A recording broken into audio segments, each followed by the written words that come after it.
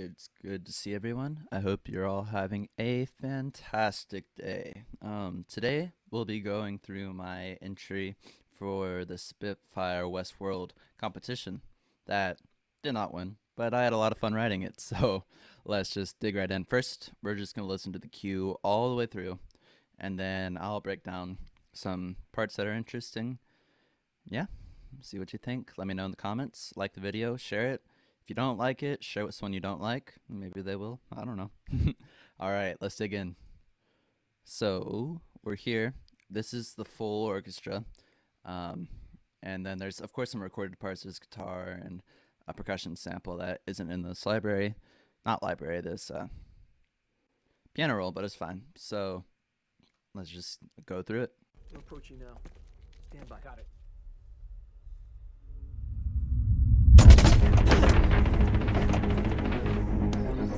Verified.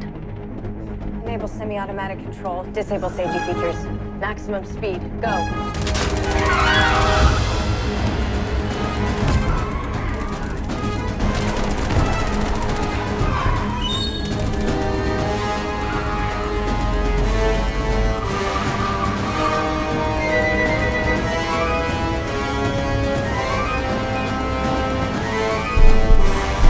What's happening to him?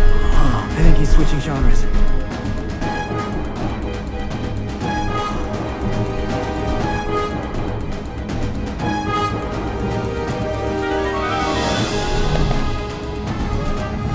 We need distance. Head south.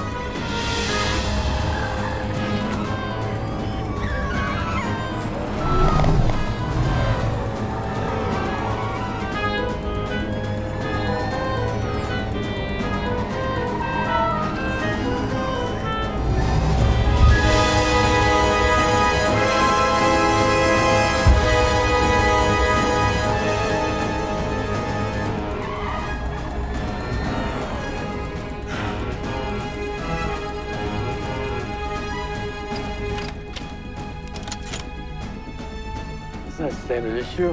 No. It's not.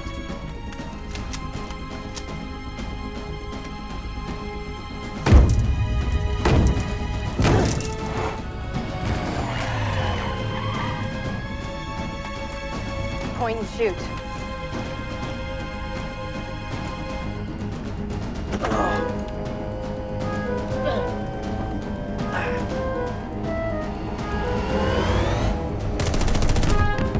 Police ahead. Maintain speed. Sharp left. Now.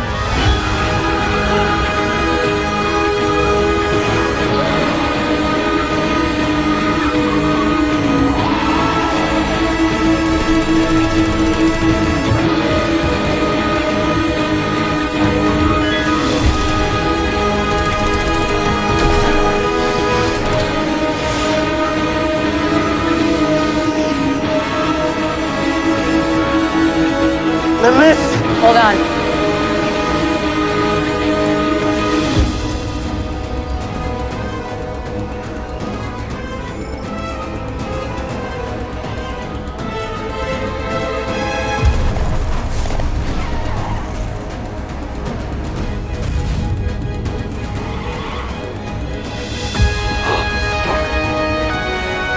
All right, I need you to drop in, intersect, maximum speed.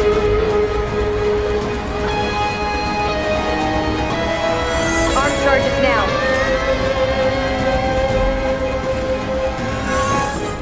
Accelerate. Acceleration is 90%. More. 94%. More. 98%.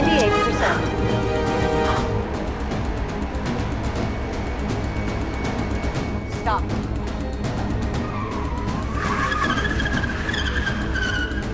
Why the f*** are we stopping? Get down.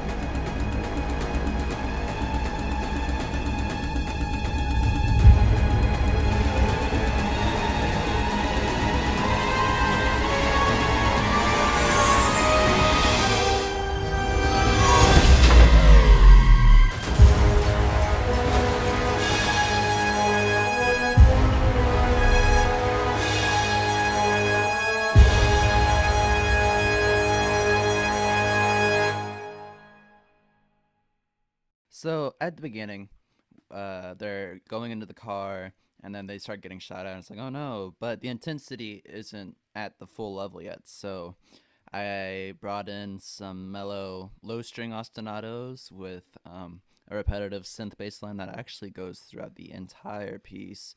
It's just A flat, well, for the majority of the time, in this like pulsing synth with some low strings, and that's not anything. But let's just listen. Here you go.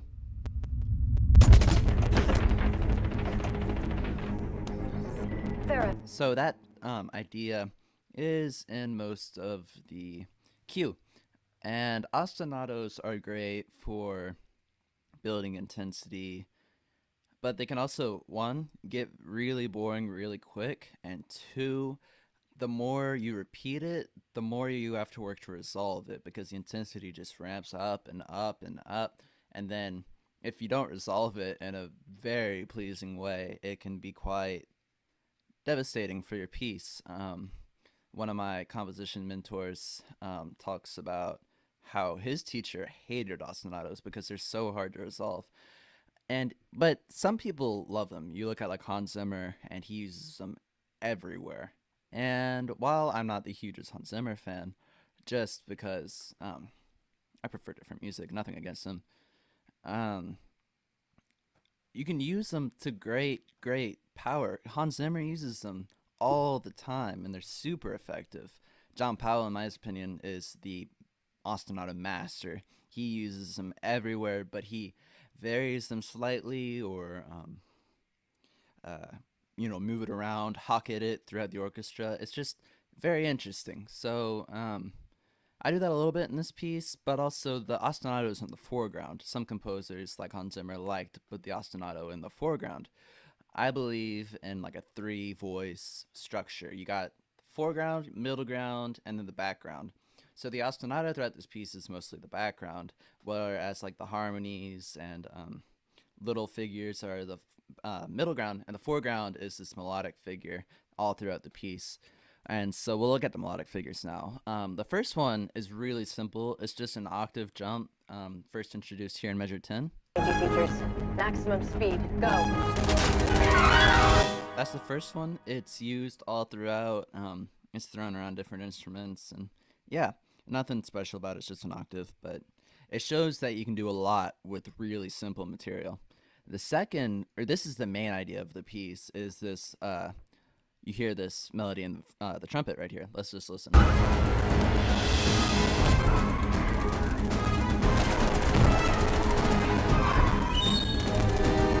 So that idea is all throughout the piece. You could say that was like the theme or the main motive.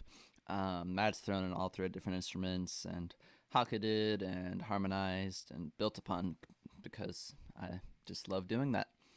One little thing here, you can look at these woodwinds. This run is minor 6 with the flute and clarinet. And so you'll notice that the piccolo are only on the top 3 notes. What in the world? That was a key switch problem. But so I got this from the Rite of Spring. A teacher brought it to my attention that the piccolo isn't used on every single note in every run, because that's kind of boring. If you use it for the most important notes, you highlight what you want it to be impacted. So like here, I used that for the top 3 notes as the woodwinds went back down to the bottom of the little scale arpeggio thing they did. And it highlights what you want it to. Whereas if I did it for every single note all the way down and up, it loses its interest. Another thing you'll notice throughout the piece is a percussion ostinato. You got the cajon doing that's all throughout 3 3 3 3 3 4. That I kind of stole from Hans Zimmer. He uses that a lot. And the piece Mombasa, which is from Inception, and I love that piece. It's cool stuff. You got the toms doing a simple pattern. That's all throughout it. So let's just keep looking. What in the world?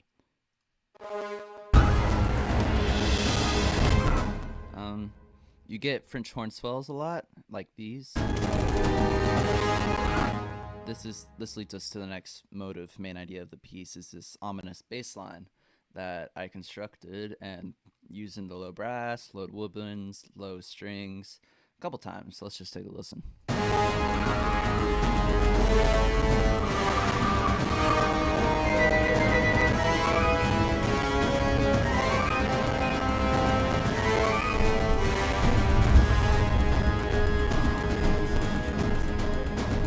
So, like I said, that's used a couple other times. We'll look through the piece. In this cut, I added a measure of 5/4. Just kidding. The next measure is 5, I think.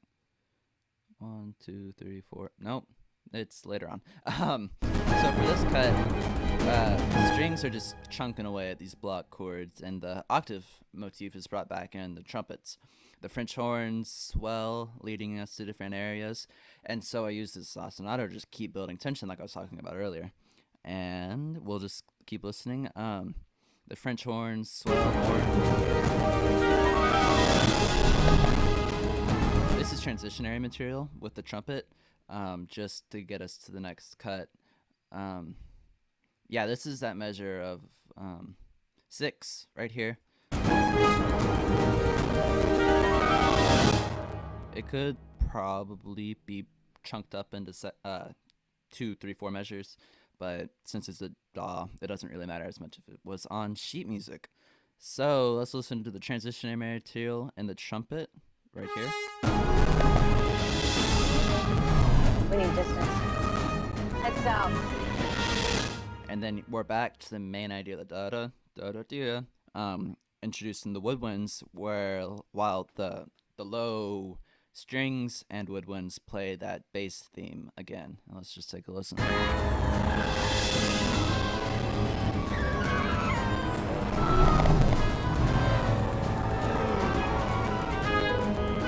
And so here there's a measure of 5, I believe. Yep, just to match the cut. Sometimes here's like dialogue between the woodwinds with the main idea. It's like a call and response. Da da da da da da da da da. Just passing it around. It's kind of like hocketing, but it's more conversational than just breaking up a theme. Let's listen.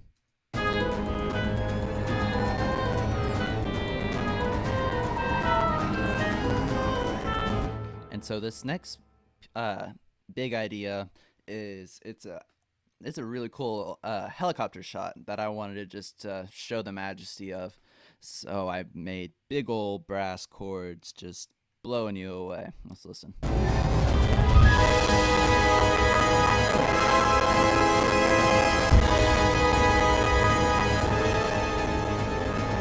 And so I use a minor second interval right there to create tension, and then demand the orchestra to resolve it in the next measures. So we get the main idea, and then we get some little variational gestures from the trumpets. Let's listen. There's the octave. Here the strings back off to make room for the dialogue, Standard issue. and just No. change the pace for a little bit. It's Yeah, not. everything's been in your face so far, so I just want to calm down.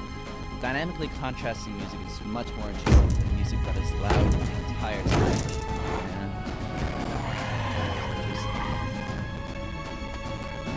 Point and shoot. Simplified percussion here, slightly.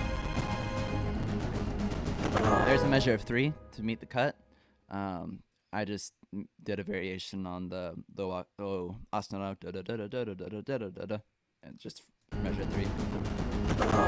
Here we get low flute, probably an alto flute in real life, playing the main melodic idea.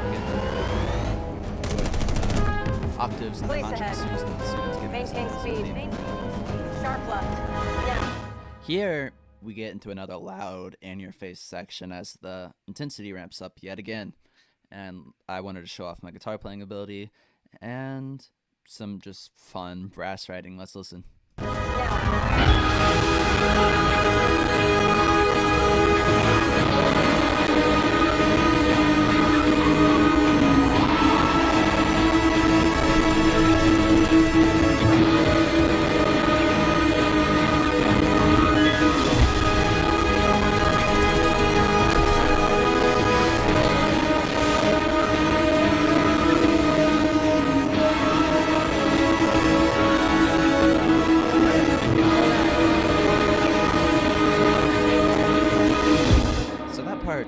simple. It's block chords in the brass. You got an ostinato in the strings.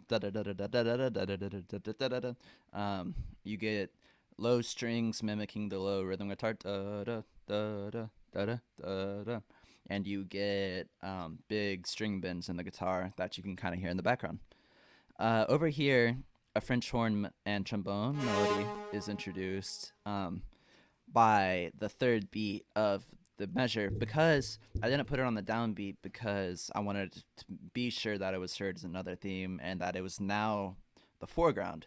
Whereas earlier the guitar bends and the trumpets were the foreground, now the trombone and French horn are the foreground.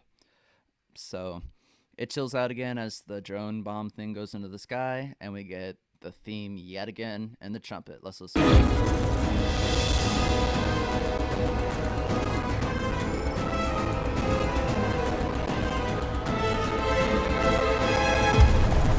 get a low swell and the brass to go with the explosion.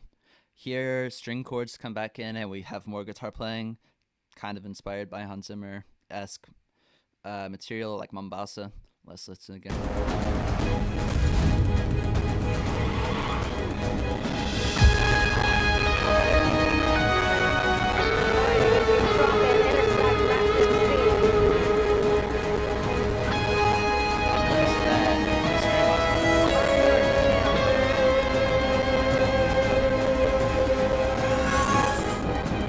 Here we get the octave yet again with French horn swells. It's kind of like the first few measures, just densely orchestrated and building. Accelerate.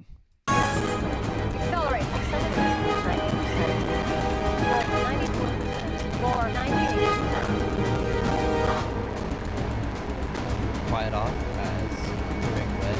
Stop. The epic melody of the scene starts. Fire, we Allows stop. out more intensity builds in the strings by using dissonance.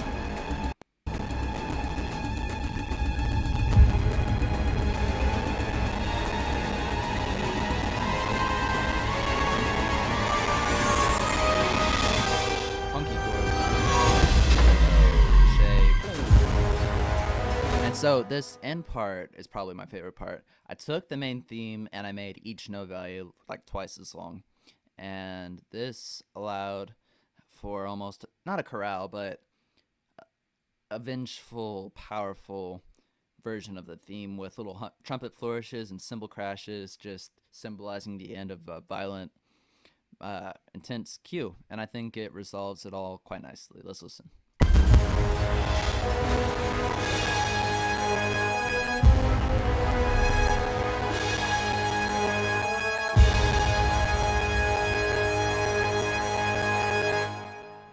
Cool stuff. The mixing was quite simple for this cue. Let's look at it. So there's some EQ in the winds. Why is it not scrolling? EQ in the violins, a little bit in the trumpet, not really in the winds. They each go to buses with east-west spaces on them. And the guitars all use Archetype Plini by Neural DSP, which is fantastic. Just an incredible plugin. The only mastering I did is I put a limiter so that it doesn't clip, which probably won't be evident in this video because it's been popping so much, which I apologize for. If you want to hear this video or this cue in its best condition, just watch the video on my channel. I'll link it in the description. And that's about it. There's nothing really crazy going on. I wanted to make a fun, intense cue in kind of like homage of my favorite composers like John Williams, Giacchino, David Arnold, Jay Goldsmith, and then I also used some modern concepts like those from Hans Zimmer and Brian Zimmer. Nothing crazy, like I said, just fun. Took a couple days, and yeah, like I said, if you enjoyed this, like it, share it, and subscribe.